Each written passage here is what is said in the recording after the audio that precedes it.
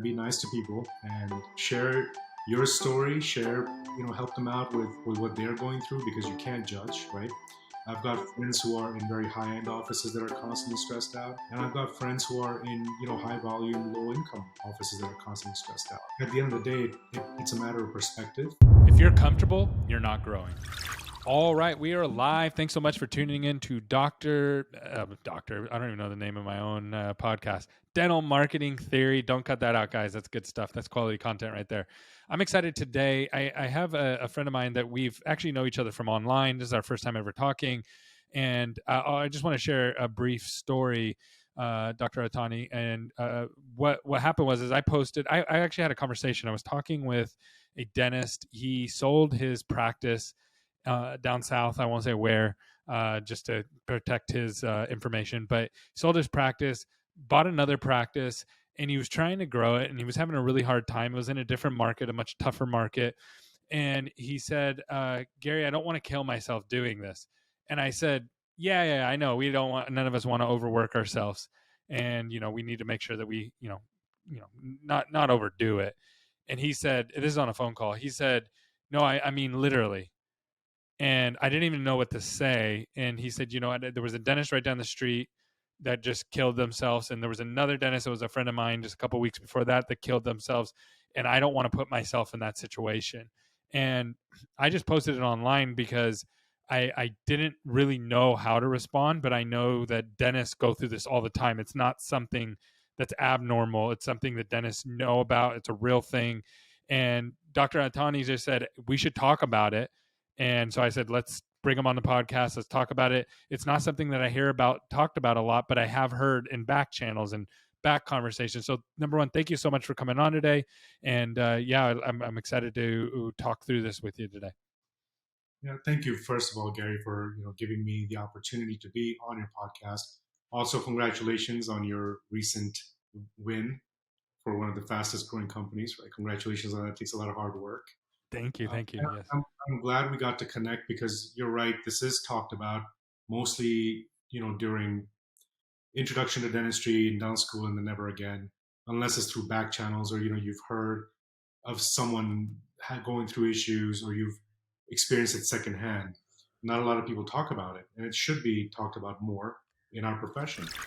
Hey, before we go any further in the show, I need you to visit a website for me, dentalmarketingmanager.com. If you're a dental office that has somebody managing some of your marketing internally, it's so important that you get them trained. And right now, there is no standard, there is no set of KPIs that people use to build out this position. And so it's been a little bit like the Wild Wild West, but we're aiming to change that. On December 8th and 9th of 2022, we are going to be hosting the first ever Dental Marketing Boot Camp, and we're going to be covering everything that there is to know about being a marketing manager, all the KPIs, how to partner with a marketing vendor, how to build out a position, how to get more patient referrals, 2023 plan calendared out, and everything that you're going to need to manage your dental marketing. And this is not something that you're going to want to miss if you are a marketing manager, and you're not going to want to have your team miss this if you have somebody helping you internally with your marketing. So we hope that you will come. A lot of the SMC clients are going to be there. And if you don't work with SMC, that's totally fine. We still want you there. We want to help you. We want to help your businesses grow. So go check us out, dentalmarketingmanager.com. We have limited space, limited opportunities, and we hope to see you there.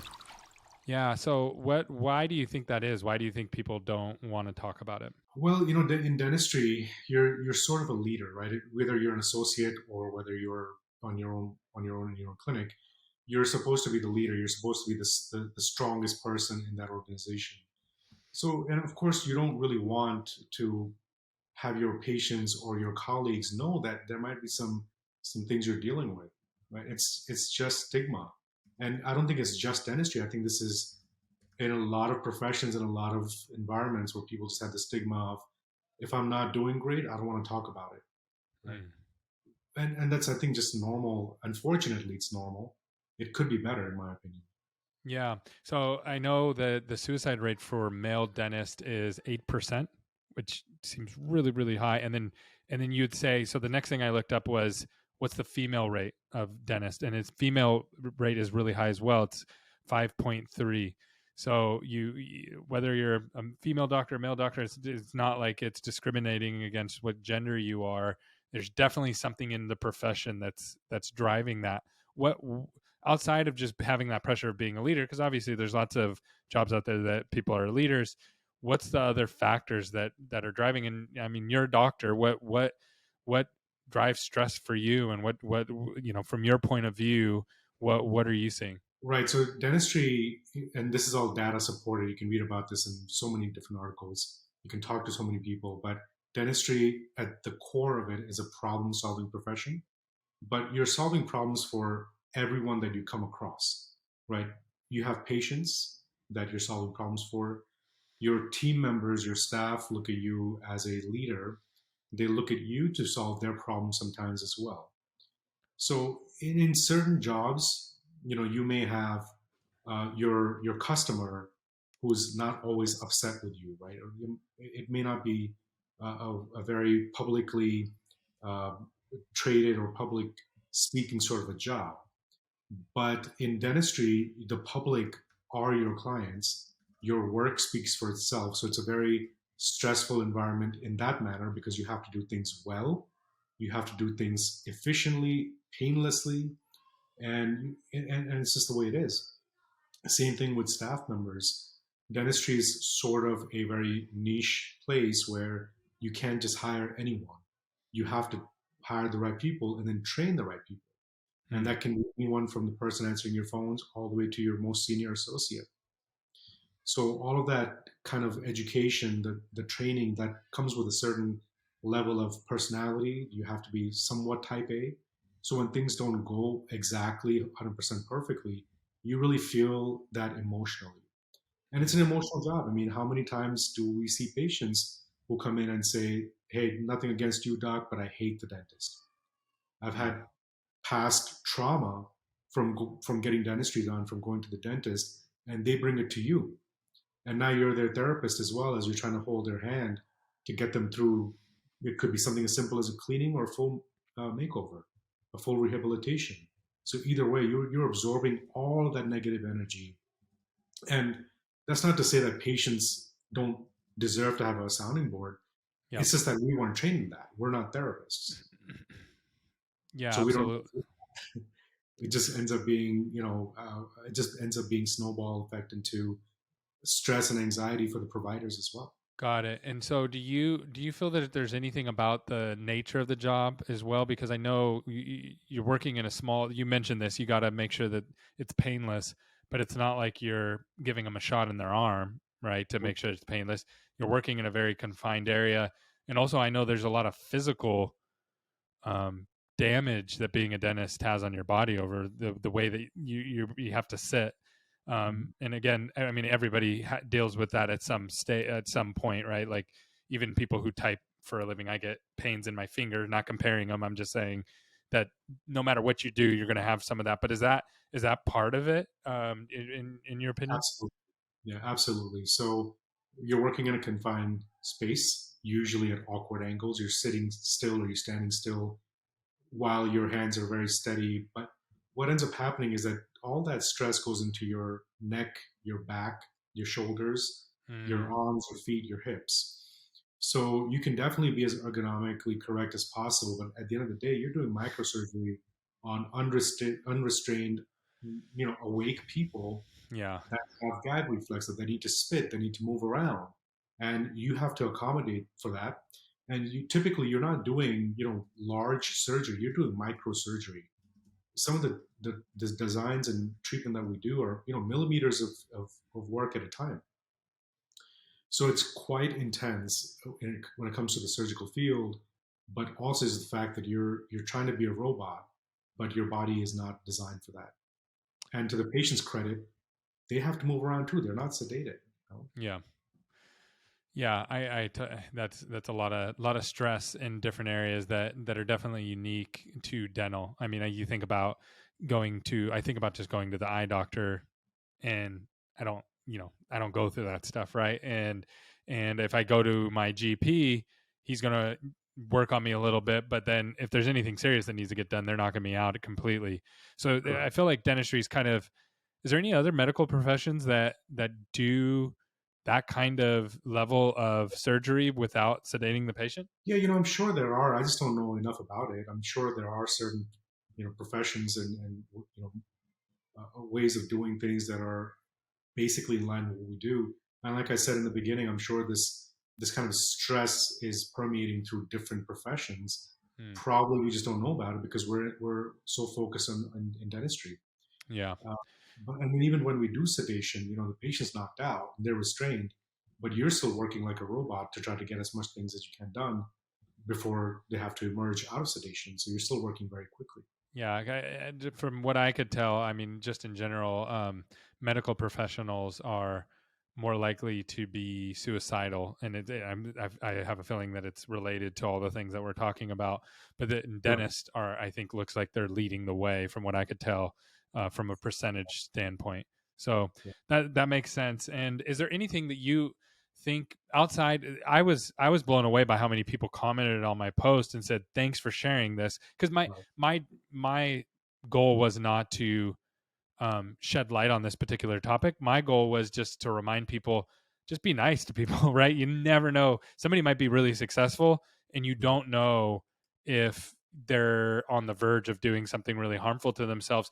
And just slowing down and being nice to people could literally change the direction of someone's life.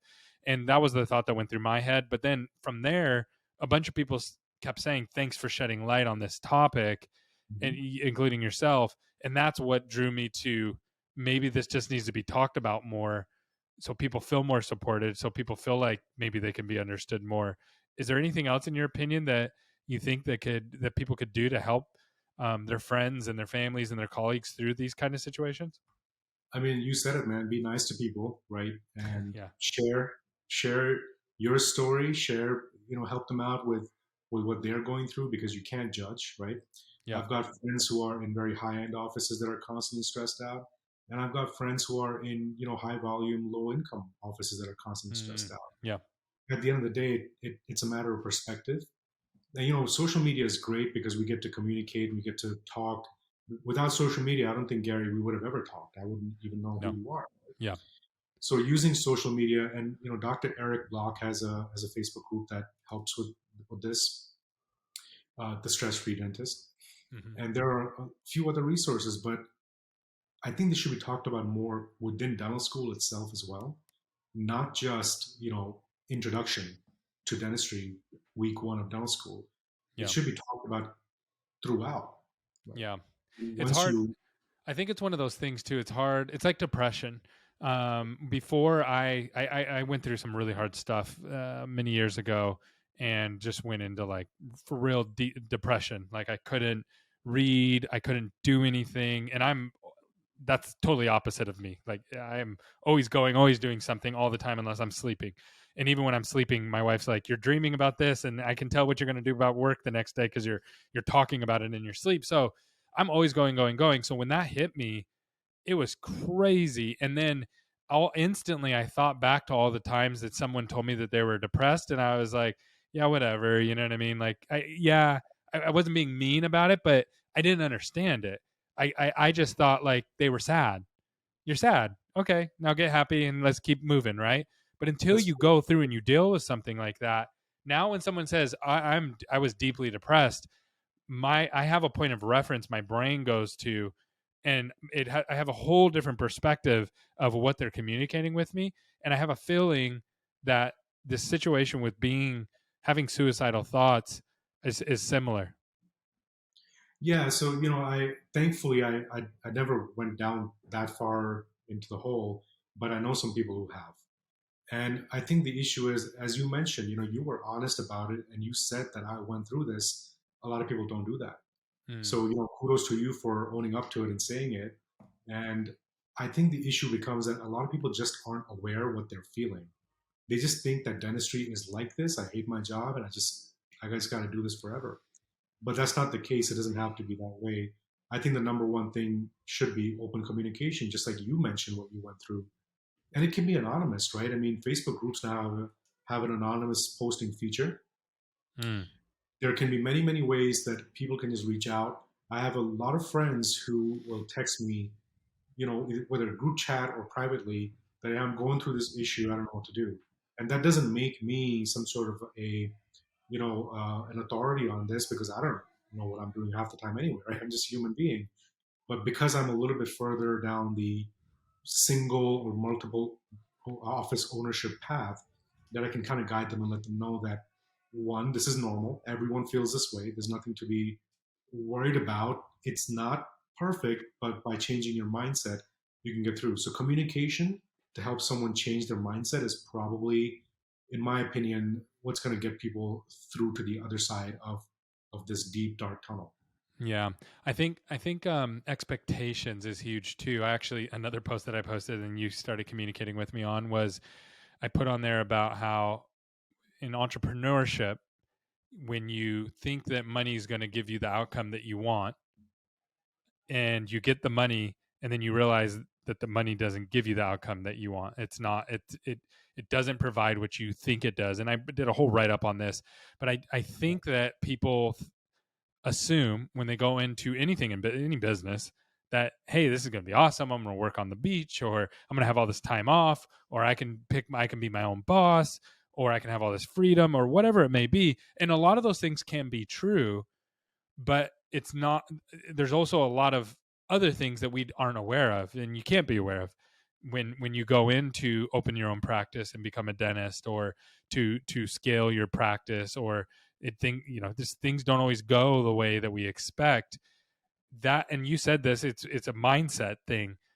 I think that if we could reposition people's minds to understand what they're getting into, and to understand that it's much broader than just this narrow thing. Right. I am optimistic that that might help people, but also at the same time, maybe we wouldn't have a bunch of entrepreneurs if people really understood that right before they went into it too. Yeah, you're right. I think people go into it with the idea that I'm going to sit on a beach and work, or work on a first class flight across the continent. And I've done all that, and it doesn't really help, because at the end of the day, you still have to go back to normal work, and you've got to take care of your staff and your patients. So, for some people, it's a romantic idea that I'm going to become a business person.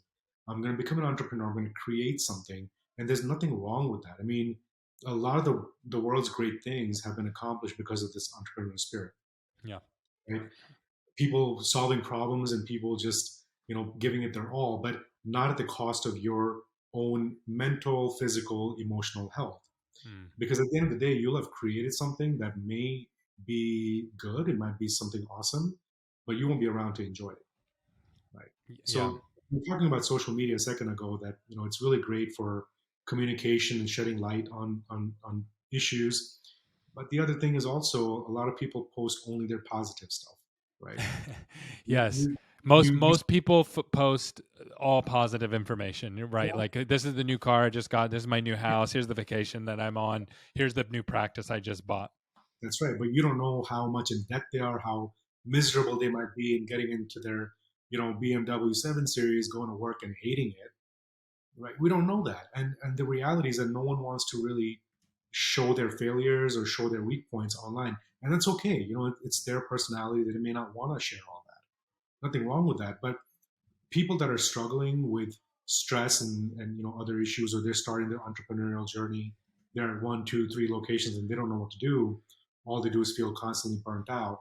Then they shouldn't look at all these semi-true, semi-false success stories and only think that's what's out there. To be honest with you, the people that have accomplished material things and they seem happy with it have probably gone through a ton of challenging situations, ton of hard work. I mean, you know what I'm talking about, Gary. Yeah. You've created a company that kind of came out of nowhere in dentistry, right? And I'm sure it wasn't easy.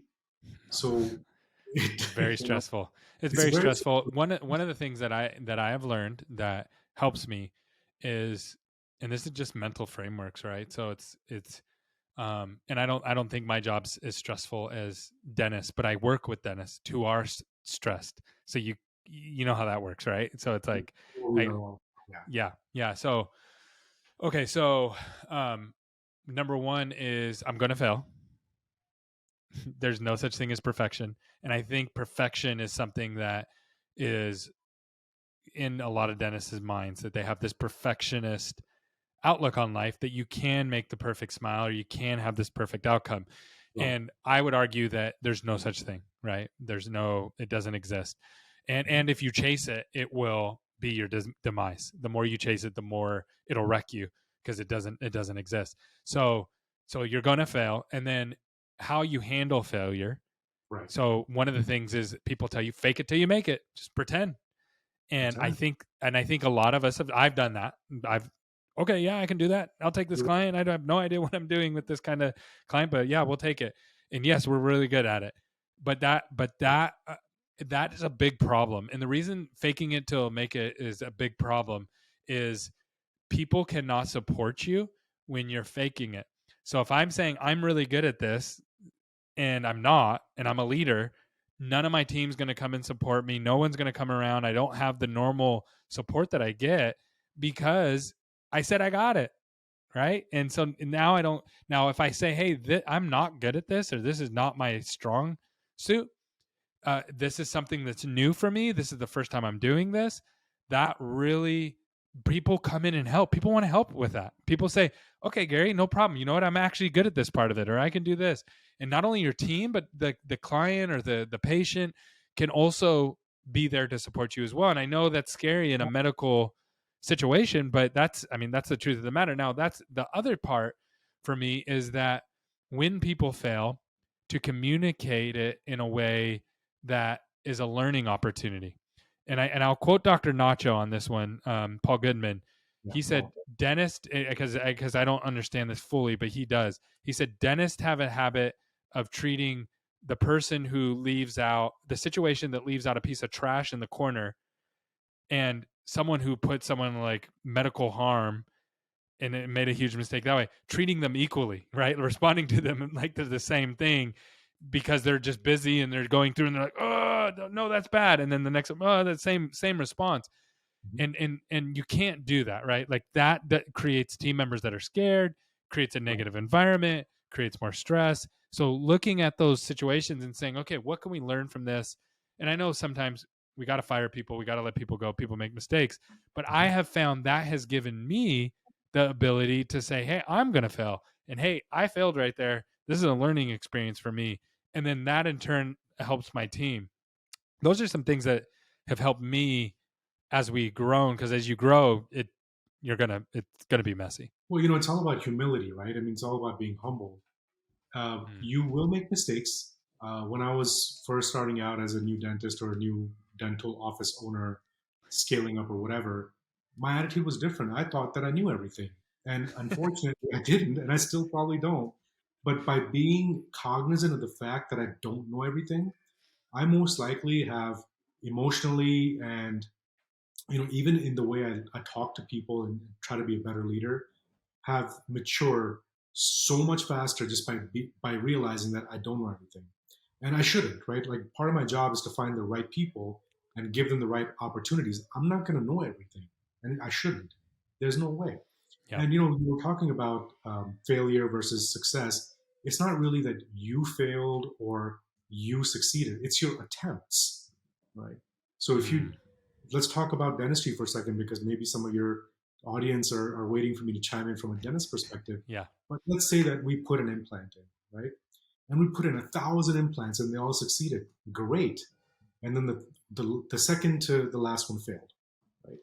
Does that mean that the next one will fail too? We don't know. It's the attempts that are successful or failures, not you. You did everything you could. So same situation with our profession in terms of non-clinical things, right? How to run a business, how to scale it up, how to talk to people, how do you lead people, how do you empower them, and not just like you mentioned, fake it till you make it. Yeah, there's got to be a little bit of faking it till you make it, but not 100%, right? It's more of an internal confidence thing that look, I'm going to fake it internally till I make it. But the reality is, if your staff member comes up to you, let's say an office manager that's been in the field for like 20 years, back when I was still in high school or something, right? And she comes up to you and says, "Hey, doc, what you're doing is wrong, or it doesn't make sense."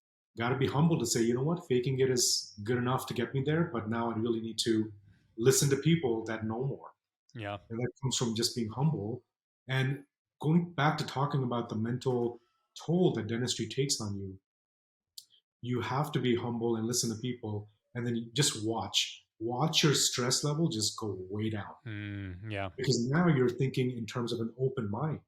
Now you're not closed off. Now you're not just a lonely island trying to live up to the expectations of your staff, live up to the expectations of your business partner or your patients or whatever. Just be a real human being. And like you said, your staff and your clients and your patients will kind of help you out. They'll say, hey, Yeah. it's okay. Well, let's work together on this particular project. Right? Yeah. Nothing wrong with I love it. I think it's kind of like an offensive versus a defensive mindset. If you are always trying to be perfect, you're always having to play defense because you have to that. Correct. defend that perfection. No, that's not why that happened, or no, it couldn't be this, or you're always on defense rather than being on offense where, hey, what can I learn from this? Hey, what can I do better? And you're always, if you're just an open book and you just say, hey, I'm just out here learning like you are, that Yeah, that really changes the stress level that you have, and it really lowers the stress level. I think this is a big one. It lowers your stress level, which lowers your team's stress level, which lowers your stress level. correct. It's like a cycle. It's like a snowball. It's like a positive snowball effect. Yeah. Yeah. We don't always see too many positive snowball effects, but this is a good one. Yeah. Yeah, that's a good point because if you are, culture is a big thing. Have the cultures that you have inside of your office is going to really impact everything in your business, Right. and it's going to impact every ounce of everything. And I know people talk about cultures all the time, but I think that if you can cultivate a relationship with your team members, I think that will help the owner doctors mental health just as much as anything Yeah. else they could do for themselves. 100%. So we met recently for like 2 seconds at Dicoma, right? And I Oh think we yeah. met for 2 seconds before that at DEO, and all these conferences. And I'm going to the one coming up in Salt Lake City this week. They're all geared mostly towards culture now, because it's true. Whether you're a large, 30 office organization, or a one or two chair mom and pop store, the culture is the same. That aspect of it is so the same. Hmm. The way you treat people and then the way your team treats others is super impactful in not just your daily, kind of struggles or success, but also as you scale up. And Yeah. everyone talks about it, so I'm not going to talk about it more, because No, I know that yeah. Well, I'll give you a people. good example. My wife, I have all my kids. I have kids, so they're all getting dental work all the time, and they go to a little office down here. I go to a Pacific Dental office because I like seeing the way they're structured and their processes and all that stuff. So I sit and watch everything. But my wife likes the one down the street, and so she goes down to that one. And they are, they said, okay, you got all this dental work that needs to be done, and for the kids, ortho, other stuff. And they said, how do you want to pay for it? Do you want to do, we do an in-house thing. I said, just do the in-house thing. I'll just pay it. It's no big deal. It's no interest, so no big deal.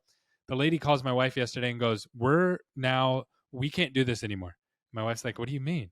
And she goes, we can't carry this weight of this payment anymore. And so you need to go through our financing company or pay it off. And my wife was like, okay, I'll get back to you, let you know. And she told me, and I just started laughing. I was like, so the doctor's putting pressure on The on the manager. front desk person, like we can't do this anymore, and the front desk person's putting pressure on my wife. I laughed at my wife because we could have paid it at the beginning, right? Or we could have financed, or there's lots of options, but it's like but you offered it, so we took it. We didn't do anything, you did it. And but I could see the pressure chain, the Right. negative pressure chain, that now this front desk person's like, hey, we can't do this anymore, and it's kind of your fault. And it was because she was passing the buck that she received. Right.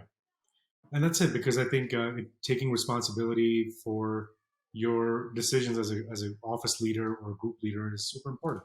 Now, circumstances change. And at that point, that treatment planning coordinator, the manager, is probably scared to call your wife. It is what it is, but you can't change that anymore, right? So Yeah, it's interesting. So tell me a little bit about your practices and what you guys got going down. You're in, which state are you in again?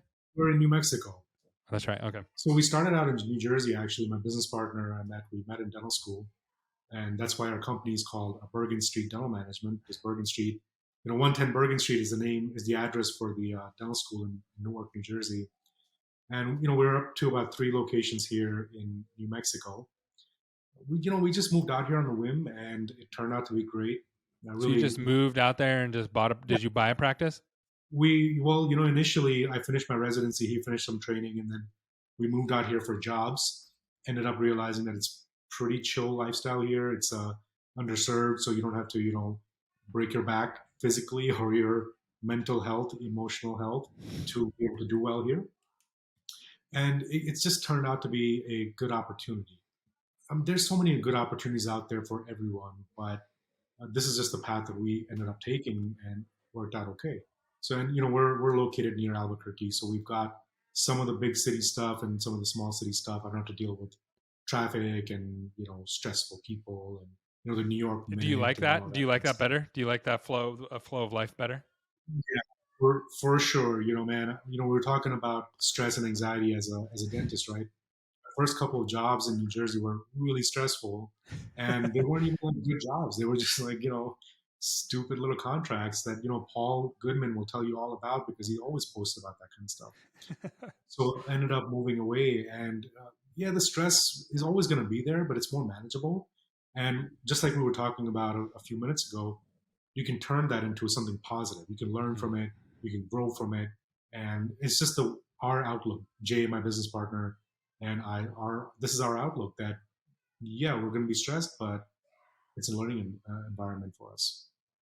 Yeah. What are some of the trade offs? So obviously, when you're in a big city, it is Right. stressful. There is more traffic. There's more commuting. There's a lot of downsides. More But there's a lot of saturation. upsides too, right? You can meet a lot of great, amazing people that you wouldn't be able to meet in a rural area. Maybe there's also uh, lots of like shopping, or if you need there's certain kinds of education you can only get there.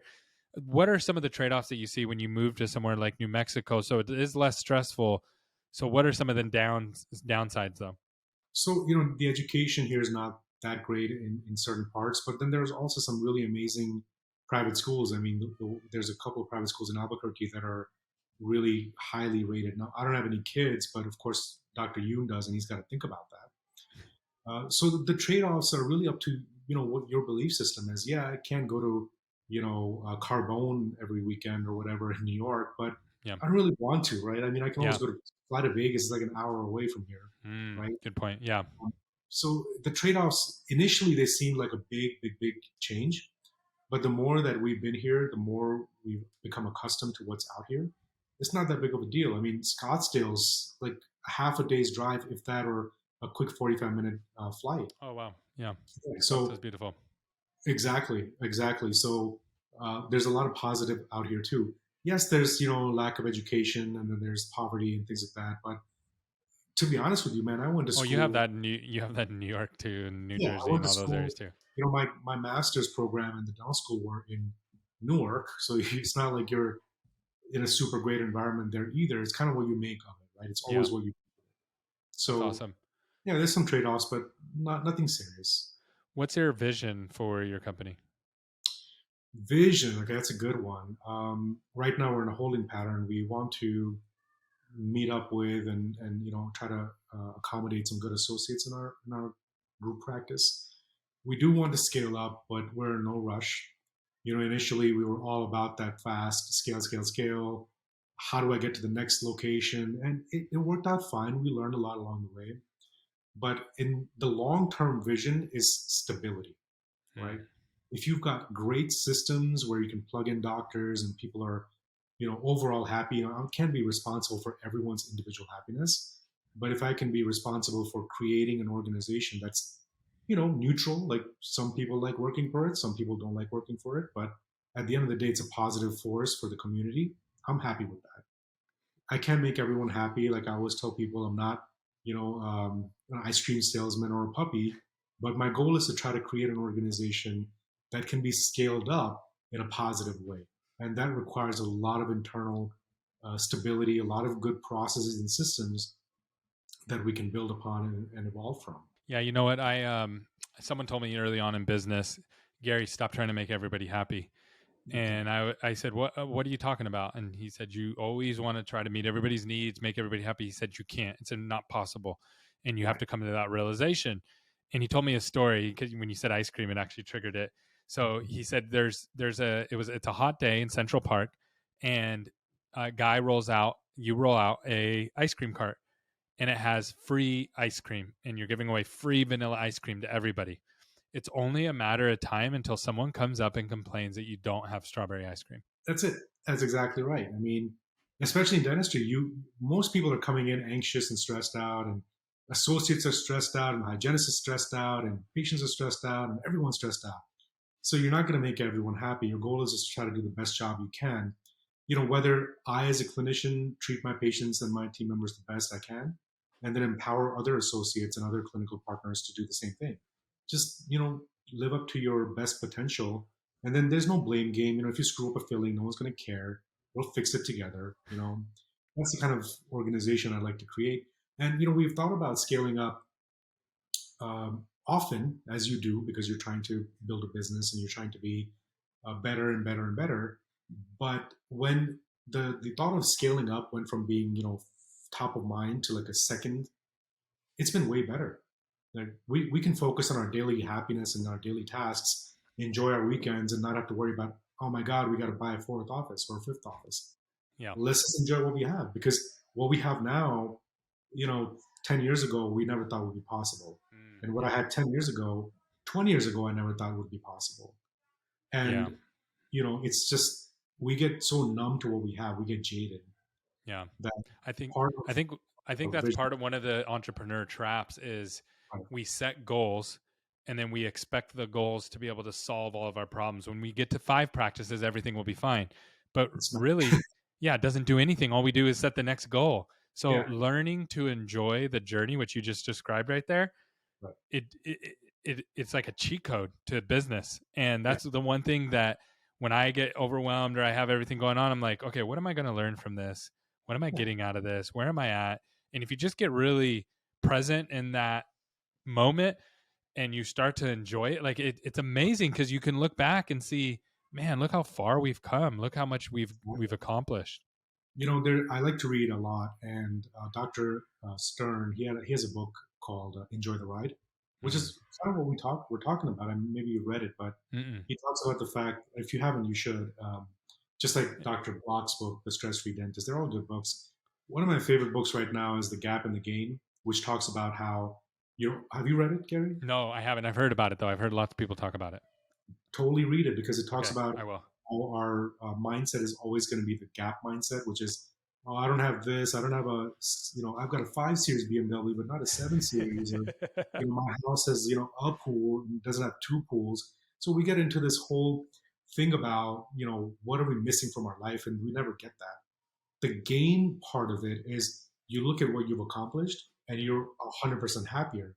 And the problem is, Gary, that in our DNA, the way human beings are, we're always going to fall into the gap mindset. We wake up in the morning and we're thinking, oh, I got to go to work. You get to go to work. Yeah. Right. It's a privilege to have been through school, right? To be able to be in a bread line. You could be in a bread line with no opportunities there are no jobs. Exactly. You could be in a job that is highly dangerous, even more, stressful than dentistry, without any of the rewards. There could be so many things that are wrong with your life, but we never take that into consideration when we're complaining about our small stuff. Yeah, that's a good way to look at it. I know one of the things that a lot of people are struggling with, and I know you had some interesting thoughts on, is how owner doctors are relating to associates, and this like recruiting headache that everybody's dealing with right now. Literally every single practice is going through it at one level or another. What are some thoughts that you've experienced with mentoring associates and just the current state of doctor recruiting? Yeah, so doctor recruiting is always difficult in rural or non-saturated areas. Nobody wants to be here. But the thing is that there's a lot of pros that come with being in an underserved area, right? Let me talk to you about my experience as a new grad, back in 2014. Finished school, went into residency. 6 months into residency, I was allowed to moonlight. There wasn't that much mentorship out there, right? Yeah, maybe you had a couple of offices that had some amazing leaders, but most of the time it was just someone trying to get through their day. They didn't really have time to show you how to do a root canal or put an implant or whatever. So that's part of the disconnect where you don't have mentorship when you finish school. You know just enough out of school to not do serious damage, but you can still screw up a lot of things. And because of that, you don't have confidence, right? So, one aspect of recruiting doctors is to provide them mentorship. And that's not in a bad way to say that, you didn't do something correctly. It's how can we correct it together?